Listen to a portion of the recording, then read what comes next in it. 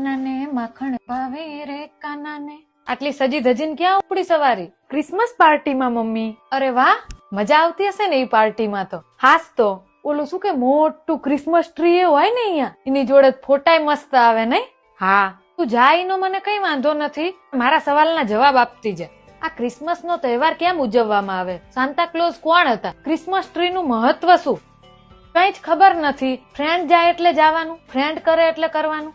Friend તો કાલ સવાર કુવામાં પડશે એટલે તુંય પડીશ નહીં ને? તો પછી જો બેટા, હું કોઈ જ્ઞાતિ, સંપ્રદાય, દેશ કે ધર્મની વિરુદ્ધ નથી. તમારી પેઢીને શું થઈ ગયું ને એ જ ખબર નથી પડતી. થોડો તો વિચાર કરો. આપણા ઘરમાં તુલસીનો ક્યારો હે, એની ક્યારેય પૂજા કરી હે? તમે આ ક્રિસમસ મનાવો એના વિરુદ્ધમાં નથી હું, પણ આપણી સંસ્કૃતિને ભૂલો ને અહીંયા વાંધો પડે.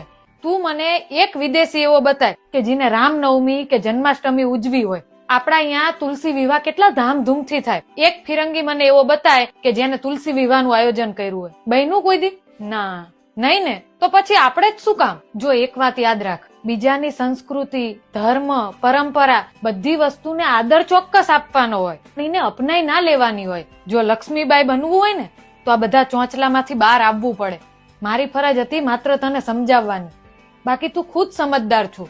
અને હા, અમારા ગામમાં એક કહેવત છે કે માને મૂકીને માસીને ન વળગાય.